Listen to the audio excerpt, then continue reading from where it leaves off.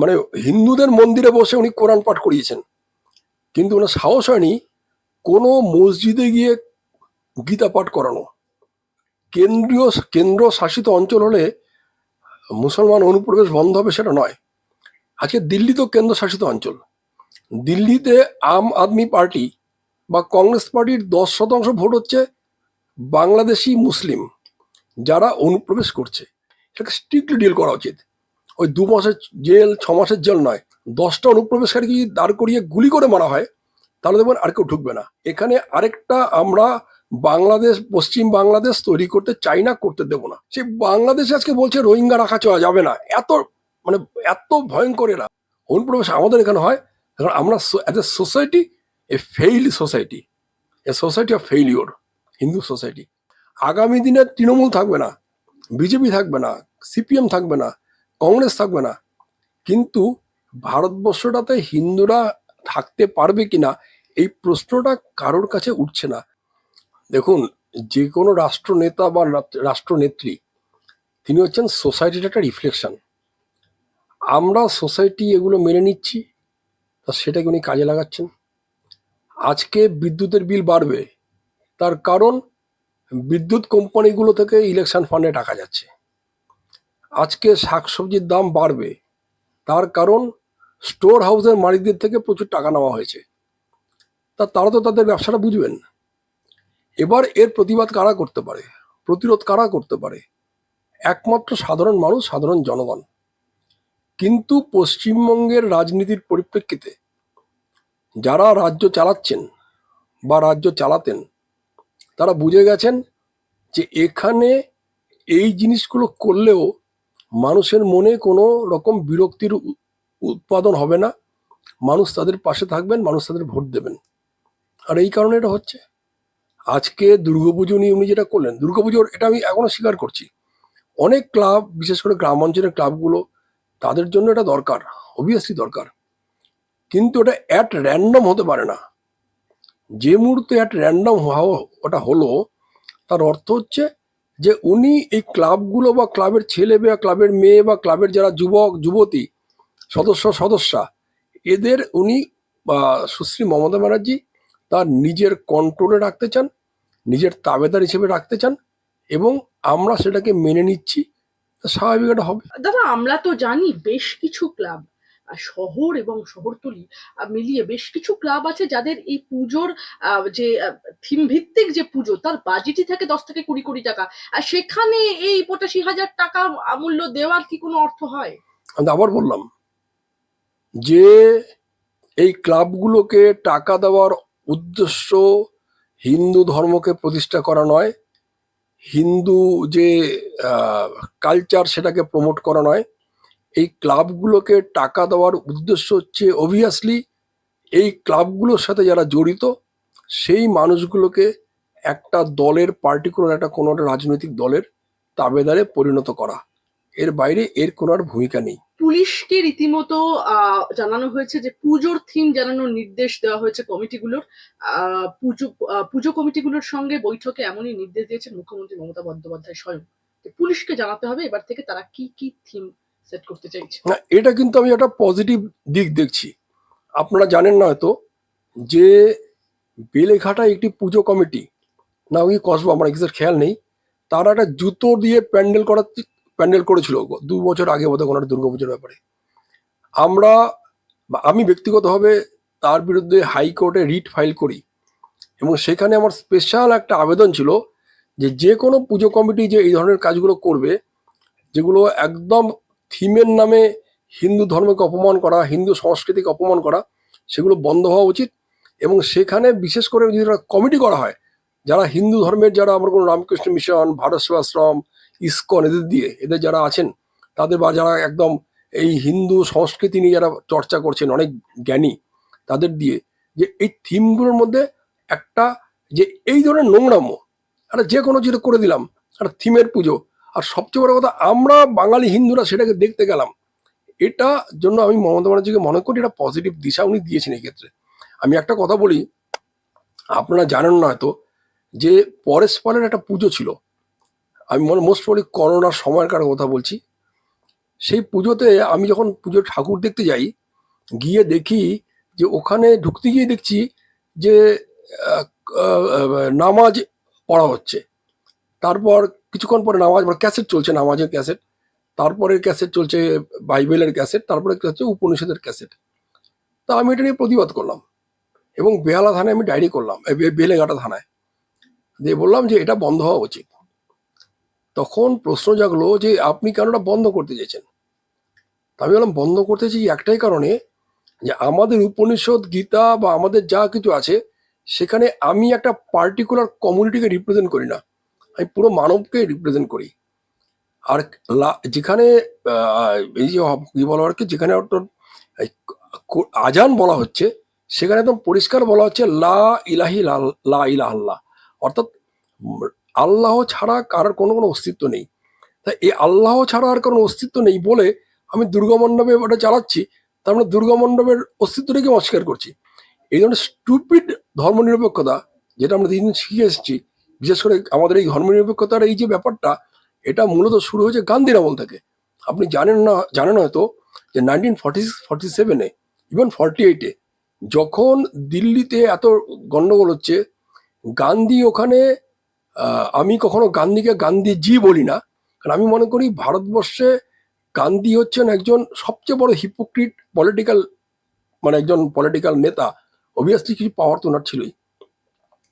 দিল্লিতে মানে হিন্দুদের মন্দিরে বসে উনি কোরআন পাঠ করিয়েছেন, কিন্তু ওনার সাহস হয়নি কোনো মসজিদে গিয়ে গীতা পাঠ করানো। যখন ঠান্ডা শীতে দিল্লিতে উদ্বাস্তুরা, পাঞ্জাব থেকে উদ্বাস্তুরা এসে আশ্রয় নিয়েছেন মসজিদে, তখন ওনার নির্দেশে, গান্ধীর নির্দেশে, সেই লোকগুলোকে ওই ঠান্ডার মধ্যে, দিল্লির ঠান্ডার মধ্যে ঘাট ধরে বের করে দেওয়া হয়েছিল পুলিশকে দিয়ে। তা এই হিপোক্রেসিটা আমরা টেনে নিয়ে যাচ্ছি। নেহরু একজন হিপোক্রেট, তাকে আমরা টেনে নিয়ে যাচ্ছি। আমরা একবারও এগুলো নিয়ে প্রশ্ন করিনি। এটা হিন্দুদের, আমি মহত্ব বলবো না, এটা হিন্দুদের উদাসীনতা অথবা হিন্দুদের হিপোক্রেসি। রাজনৈতিক নেতারা এই হিপোক্রেসিটাকেই কাজে লাগানোর চেষ্টা করছেন। হিন্দুদের, আমি কোট আনকোট বলবো, হিন্দুদের অস্তিত্ব সংকটে বাংলা বিহারের 5 জেলা নিয়ে কেন্দ্রশাসিত অঞ্চলের দাবি তুললেন বিজেপি সাংসদ নিশিকান্ত দুবে। আপনি কি সমর্থন করেন? দেখুন, কেন্দ্র শাসিত অঞ্চল হলে মুসলমান অনুপ্রবেশ বন্ধ হবে সেটা নয়। আজকে দিল্লি তো কেন্দ্র শাসিত অঞ্চল। দিল্লিতে আম আদমি পার্টি বা কংগ্রেস পার্টির 10% ভোট হচ্ছে বাংলাদেশি মুসলিম যারা অনুপ্রবেশ করছে। তার মানে কেন্দ্র শাসিত অঞ্চল হলেই সমস্যার সমাধান নয়। সমস্যার সমাধান দুটো: সরকারকে দৃঢ় পদক্ষেপ, পরিষ্কার কথা, এটাকে স্ট্রিক্টলি ডিল করা উচিত। ওই 2 মাসের জেল, 6 মাসের জেল নয়, 10টা অনুপ্রবেশকারী যদি দাঁড় করিয়ে গুলি করে মারা হয় তাহলে দেখবেন আর কেউ ঢুকবে না। আর যদি সেটা না হয় তাহলে পরিষ্কার বলা, তুমি যদি বাধ্য হয়ে ঢুকতে চাও এখানে ঢোকো, তোমাকে সঙ্গে সঙ্গে ইসলাম ত্যাগ করে হিন্দু ধর্মকে নিতে হবে। কারণ এখানে আরেকটা আমরা বাংলাদেশ, পশ্চিম বাংলাদেশ তৈরি করতে চাই না, করতে দেব না। সাথে সাথে জনগণকে সচেতন হতে হবে। জনসাধারণ যদি সচেতন না হয়, আমি আজকে একটা লেখা দেখছিলাম যে দীঘাতে কোনো একটা হোটেলে, সেখানে যে মানে সার্ভ করছে যে বয়টা, সে যখন বলছে আমি কাশ্মীরে থাকি, তখন বলছে কাশ্মীরের কোন জেলা, তুমি এত ভালো বাংলা বলছো, তখন চলে যায়। পরে খোঁজ নিয়ে যায় যে সে রোহিঙ্গা। আজকে এই রোহিঙ্গাটা কিন্তু বাংলাদেশের প্রবলেম। বাংলাদেশ একটা মুসলমান কান্ট্রি, যেখানে সকাল বিকেল 5 লাখ লোক, 5 কোটি লোক নামাজ পড়ে। সেই বাংলাদেশে আজকে বলছে রোহিঙ্গা রাখা চলা যাবে না। মানে এত ভয়ঙ্কর এরা। সেই রোহিঙ্গাদের আমরা আশ্রয় নিয়েছি in the name of humanity. এই হিউম্যানিটি তাদের জন্যই হয় যাদের হিউম্যান সেন্স থাকে। Humanity not for the all human. মানে গাজবাহীন বলে একটা কথা বলা হচ্ছে। সেই কথাটার মূল জায়গাটা কি শুনে অবাক হয়ে যাবেন। একটা ভয়ঙ্কর যুদ্ধ হবে কাদের সাথে? কাফেরদের সাথে, মূর্তি পূজক মুসারিক। একটা ভয়ঙ্কর যুদ্ধ হবে। এই যুদ্ধে প্রচুর মুসলমান মারা যাবে, আর কাফের একটাও থাকবে না। যে কজন মুসলমান বেঁচে থাকবেন তারা আনন্দ করবেন এই কাফের শূন্য ভারতবর্ষ তৈরি করার জন্য। এটা পবিত্র হাদিসে লেখা আছে, ভাবতে পারছেন আপনি? এরপরে আমরা বলবো ধর্মনিরপেক্ষতা, এরপরে আমরা বলবো আমরা একসাথে থাকবো, হয়তো নয়। মানসিকতা চেঞ্জ করতে হবে। আজকে মুসলমানরা দাঁড়িয়ে এসে বলুক যে পবিত্র কোরআন পবিত্র হাদিসের যে বক্তব্যগুলো ওই আমলে ঠিক ছিল, বর্বর আরব জাতিকে একটা সিস্টেমে আনার জন্য ঠিক ছিল। কিন্তু আজকের দিনে কাফের কনসেপ্টটা থাকা উচিত নয়। আমি ধর্মীয়ভাবে ইসলাম না মানার জন্য আমি কাফের, আর সেই জন্য আমাকে যে কোনোভাবে মেরে ফেলা হবে, আমাকে গর্দান দেওয়া হবে, আমাকে কাটা হবে। তা এই জায়গা দাঁড়িয়েও তো আমাদের কিছু ভাবা উচিত সোসাইটিকে। সরকার সব ভাবে তা নয়, আর সরকারের পলিসি নেওয়া উচিত যে বাংলাদেশের থেকে কোনো মুসলমান অনুপ্রবেশকারী এলে তাকে একদম, আপনি 100টা লোককে গুলি করে মারুন, আর কেউ ঢুকবে না এখানে, সাহস পাবে না। আমরা সেটা করতে পারছি না, না করার জন্য চীনে অনুপ্রবেশ করুন না আপনি। আজকে কমিউনিস্টরা তো বড় বড় কথা বলে, চীনে আপনি অনুপ্রবেশ করে দেখুন না, চীনে তো অনুপ্রবেশ হয় না, রাশিয়াতে তো অনুপ্রবেশ হয় না, ইসরায়েল, রাশিয়া, চীন তো আর মানে হিন্দু কান্ট্রি নয় বা খ্রিস্টান কান্ট্রি নয়, কমিউনিস্ট কান্ট্রি, প্রোগ্রেসিভ কান্ট্রি, সেখানে তো অনুপ্রবেশ হয় না। অনুপ্রবেশ আমাদের এখানে হয়, কারণ আমরা as a society a failed society, a society of failure, Hindu society. তার জন্য সবার সুযোগ নিচ্ছে, আমরা সুযোগ দিচ্ছি। মালদা মুর্শিদাবাদের সঙ্গে বিহারের কিষানগঞ্জ, আরারিয়া, কাটিহার নিয়ে পৃথক কেন্দ্রশাসিত অঞ্চলের দাবি তুলেছেন নিশিকান্ত দুবে। আমি যেরকম আমার আগের প্রশ্নটাই আপনাকে করলাম, আপনি বিশ্লেষণ করলেন। এ প্রসঙ্গে বলে রাখি যে নিশিকান্ত দুবের দাবি, বাংলাদেশি, যেরকমটা আপনি বললেন, বাংলাদেশি অনুপ্রবেশকারীদের প্রবেশের ফলে এই 5 জেলার জনবিন্যাস পাল্টে গিয়েছে। কেন্দ্রশাসিত অঞ্চল না করা হলে হিন্দুত্বের অস্তিত্ব থাকবে না বলে মন্তব্য করছেন তিনি। মন্তব্যটা একদম ঠিক, কিন্তু কেন্দ্র শাসিত অঞ্চল করলে থাকবে, আর এখন এরকম থাকলে থাকবে না সেটা নয়। কারণ হচ্ছে দিল্লিও তো কেন্দ্র শাসিত অঞ্চল। আমি আবার বলছি, সোসাইটিকে কনসাস হতে হবে এবং সরকারকে স্ট্রিক্ট ডিসিশন নিতে হবে। এখানে মানবতার কোনো সম্পর্ক নেই, কোনো কোনো জায়গায় মানবতা থাকলে চলে না। আজকে ইসরায়েল গাজাতে যা করেছে, আপনি যাতে মানুষ হিসেবে মানবতার দিক থেকে দেখলে খুব দুঃখ পাবেন। পুরো গাজা একদম শেষ হয়ে গেছে, কিন্তু হয়তো অনেক সাধারণ লোক মারা গেছে, কিন্তু ওই ইসলামিক ফান্ডামেন্টালিজম, প্যালেস্টিনিয়ানদের যে ইসলামিক ফান্ডামেন্টালিজম, এটাকে বন্ধ করার জন্য, এটাকে ধ্বংস করার জন্য, এটাকে শেষ করার জন্য, এবং ইসরায়েল নিজে বেঁচে থাকবে এই বাঁচার অধিকার তো আমারও আছে, আপনারও আছে। তা আমি বেঁচে থাকবো, কিন্তু আমি বেঁচে থাকতে পারবো না মানবতা দেখাতে গিয়ে। এই জায়গাটা মনে হচ্ছে কোথাও কোনো গন্ডগোল হচ্ছে। আমরা এখানে অমানবিক হতে হবে। হিউম্যানিটি, হিউম্যান সেন্স তাদের জন্য যারা হিউম্যানিটি, হিউম্যান সেন্সে বিশ্বাস করে। যারা কাফের বলে, অন্যকে খুন করার কথা বলে, তাদের কাছে হিউম্যানিটি দেখানো যায় না। নিশিকান্ত দুবে বলছেন, পুলিশ এবং সেখানকার লোকজন মালদা এবং মুর্শিদাবাদ থেকে এসে আমাদের লোকজনকে তাড়িয়ে দিচ্ছে, পরপর হিন্দুদের গ্রাম খালি হয়ে যাচ্ছে। তো বিস্ফোরক অভিযোগ। হ্যাঁ, এটা তো চিরদিনই হয়েছে, এটা তো চিরদিনই হয়েছে। আজকে তো এই যে কনসেপশনটা, এর জন্য তো মুসলমানরা দায়ী নয়। আজকে আপনি আমার দেশ জয় করতে এসছেন, আপনি আপনার যাবতীয় কিছু অ্যাডপ্ট করবেন, আমাকে তো রেজিস্ট করতে হবে, আমাকে তো দাঁড়াতে হবে, রুখে দাঁড়াতে হবে, আমাকে তো প্রতিবাদ করতে হবে।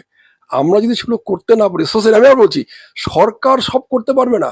সোসাইটি, সোসাইটি যদি অর্গানাইজ না হতে পারে, সোসাইটি যদি সংগঠিত হতে না পারে, সমাজ যদি সচেতন না হয়, এবং সমাজ যদি এর বিরুদ্ধে প্রতিবাদ, প্রতিশোধ, প্রতিরোধ না করে, তাহলে জিনিস চলবে।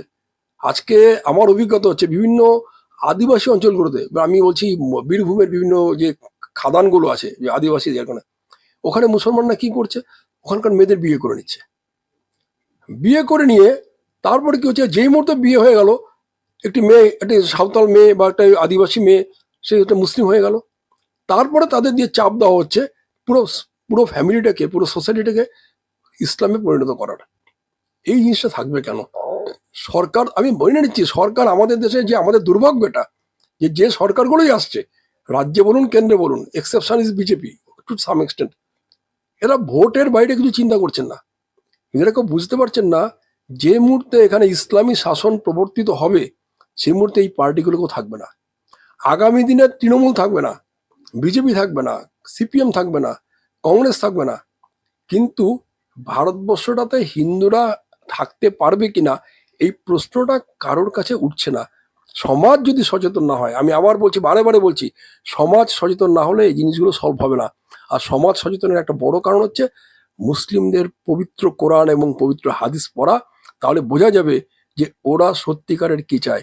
রবীন্দ্রনাথ ঠাকুর অব্দি বলেছেন যে 2টি ধর্ম আছে পৃথিবীতে, যারা শুধু নিজেদের ধর্ম আচরণ করিয়া ধর্মাচরণ করিয়া ক্ষান্ত হয় না, তারা অন্য ধর্মকে গিলিয়া খাইতে চায়। এটা রবীন্দ্রনাথের কথা। রবীন্দ্রনাথকে আপনি সাম্প্রদায়িক বলবেন, এটা হতে পারে না। শরৎচন্দ্রকে পড়ুন, একই জিনিস। নয়, বঙ্কিমচন্দ্রকে সাম্প্রদায়িক বললাম, এটা আমাদের একটা কনসেপশন আছে বঙ্কিমচন্দ্র সাম্প্রদায়িক। শরৎচন্দ্র রবীন্দ্রনাথ সাম্প্রদায়িক বলতে পারবেন না। আর শরৎচন্দ্র, আমি একটা ছোট্ট উদাহরণ দিচ্ছি, আমরা খুব খুব পরিচিত। শরৎচন্দ্র যখন লিখছেন তার আত্মজীবনী, কি বলছেন, আজকে বাঙালিদের সাথে মুসলমানদের, স্কুল মাঠে বাঙালিদের সাথে মুসলমানদের খেলা হইবে। ভাবুন আপনি, শরৎচন্দ্র কিন্তু মুসলমানদের বাঙালি বলেননি, বাঙালিদের সাথে মুসলমানদের খেলা হইবে। ফুটবল খেলা নিশ্চয়ই মনে আছে, আর প্রথম স্টার্টিং হচ্ছে এখানে, যে বাঙালিদের সাথে মুসলমানদের খেলা হইবে। শরৎচন্দ্র বোকা ছিলেন তা নয়, শরৎচন্দ্র জানতেন না তা নয়। রাদার আমি মনে করি শরৎচন্দ্র গ্রামের যে রাজনীতি, গ্রামের যে সমাজনীতি যেভাবে আত্মস্থ করেছেন, যেভাবে দেখেছেন, শরৎচন্দ্র নিশ্চয়ই ভুল করবেন না। তিনি কখনো মুসলমানদের বাঙালির স্বীকৃতি দেননি। বাঙালি ও মুসলমানদের মধ্যে ফুটবল ম্যাচ হইবে, এই জায়গাটা বুঝতে হবে আমাদের। আপনি যেরকম যে সাম্প্রদায়িকতার কথা বললেন, সেই সাম্প্রদায়িকতার প্রশ্নে পরের প্রশ্নটা করবো যে নিশিকান্ত দুবে বলছেন এনআরসি চালু করুন, কিছু করতে না পারলে আগে কমিটি পাঠান, ধর্মান্তকরণ এবং বিবাহের ক্ষেত্রে অনুমতি বাধ্যতামূলক করা। একদম, একটা সমাজকে বাঁচাতে হলে, একটা সোসাইটিকে বাঁচাতে হলে এটা করতে হবে। আমি বলছি, আমার একটা ব্যক্তিগত অভিজ্ঞতা, যে কেসটা আমি করছি, উস্তি থানার আন্ডারে নোদাখালী বলে একটা জায়গা আছে, সেখানকার একটি নাবালিকা মেয়ে, 16 বছরের মেয়েকে একটি মুসলমান ছেলের সাথে পালিয়ে যায়। পুলিশ আজকে পর্যন্ত মেয়েটিকে উদ্ধার করতে পারেনি, এই গ্রাউন্ডে যে উদ্ধার করতে গেলে ওই অঞ্চলের মুসলমানরা একজোট হয়ে পুলিশকে আক্রমণ করতে পারে, তাতে ওখানে আইন শৃঙ্খলা বিঘ্নিত হতে পারে। সেই কারণে পুলিশ কোনো ভূমিকা পালন করতে পারছে না। ভাবুন আপনি, পশ্চিমবঙ্গের বুকে এটা ঘটনা, এটা সব জায়গায় হচ্ছে, শুধু পশ্চিমবঙ্গ নয়, বিহারও হচ্ছে, দিল্লিতে হচ্ছে, সব জায়গায় হচ্ছে। কারণ ওদের একটা টার্গেট আছে, এই টার্গেটটা হচ্ছে যে কোনোভাবে ভারতবর্ষকে গাজায় হিন্দ তৈরি করা, অর্থাৎ ভারতবর্ষকে মুসলমান কান্ট্রি তৈরি করা। এর আগে আমরা দেখেছি বিজেপি শাসিত অসমের মুখ্যমন্ত্রী হেমন্ত বিশ্ব শর্মাও সম্প্রতি এমনই দাবি করেন। তার দাবি ছিল আসামে মুসলিম জনসংখ্যা 40% হয়ে গিয়েছে, যা 1951 সালে ছিল 12%। আমরা যে তিনি বলছেন আমরা জেলার পর জেলা হারিয়েছি, আমার জন্য এটা জীবন মরণের সওয়াল। একদম ঠিক, শুধু হিমন্ত বিশ্ব শর্মার জন্য নয়, সমস্ত বাঙালি হিন্দুর জন্য এটা জীবন মরণের সময়, জীবন মরণের সমস্যা। আপনাকে একটা জিনিস বাস্তবটা মানতে হবে, যেখানে যে জায়গাগুলো মুসলমান সংখ্যাগরিষ্ঠ হয়ে যাচ্ছে ও হয়ে গেছে, সেই জায়গাগুলোতে হিন্দুরা থাকতে পারছে না, এটা বাস্তব। এটা পাকিস্তানের ক্ষেত্রে আজকে করাচি, লাহোর, একসময় তো লাহোর করাচি এগুলো হিন্দু ডোমিনেটেড ছিল, আজকে ওখানে হিন্দুদের উৎসব হতো, হচ্ছে না। এই জিন্না একটা কথা বলেছিলেন, যেদিন ভারতবর্ষের